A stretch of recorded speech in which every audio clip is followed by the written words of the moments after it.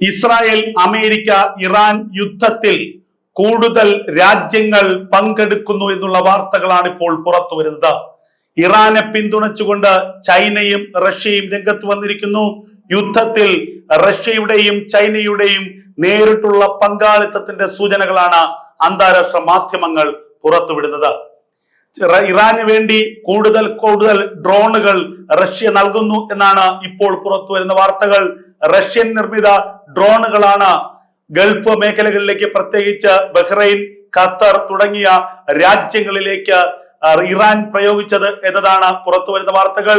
Hormuz കടലിടുക്കിലൂടെയുള്ള എണ്ണക്കപ്പലുകൾക്ക് നേരെ Iran നടത്തിയ അതികൃത്യമായ ആക്രമണത്തിന് പിന്നിൽ ചൈനയുടെ നാവിഗേഷൻ സംവിധാനത്തിന്റെ പിന്തുണയുണ്ട് എന്നതാണ് പുറത്തു വരുന്ന ഏറ്റവും പ്രധാനപ്പെട്ട വിവരങ്ങൾ. ലോകത്ത് ഏറ്റവും കൃത്യതയുള്ള നാവിഗേഷൻ സംവിധാനം അടുത്തിടെ കണ്ടുപിടിച്ചത് ചൈനയാണ്.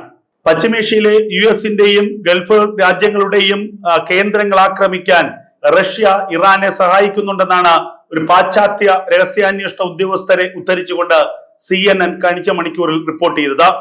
പശ്ചിമേഷ്യയിലെ യുദ്ധ താവളങ്ങൾക്ക് എതിരായ ഇറാന്റെ ആക്രമണങ്ങൾ ഓരോ മണിക്കൂറിലും തുടരുകയാണ്.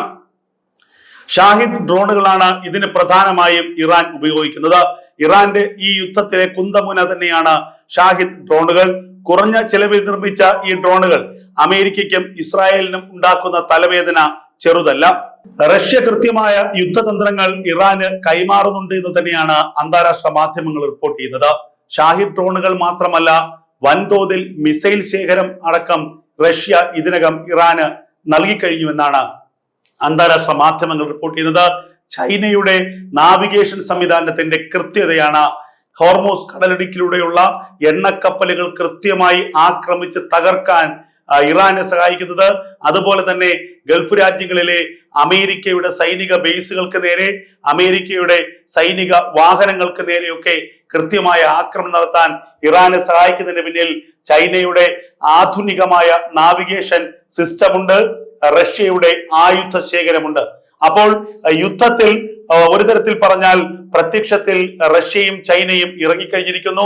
ഇറാനെ പിന്തുണച്ചുകൊണ്ട് ചൈനയുടെയും റഷ്യയുടെയും ആയുധ സംവിധാനങ്ങൾ എത്തിക്കഴിഞ്ഞിരിക്കുന്നു. അമേരിക്കയും ഇസ്രായേലും ഒരു ഭാഗത്ത് ഇറാനെ ആക്രമിക്കുമ്പോൾ മറുഭാഗത്ത് ഇറാന് അനുകൂലമായിട്ടുള്ള ഒരു നിലപാടുമായി എത്തിയിരിക്കുന്നത് റഷ്യയും ചൈനയുമാണ്.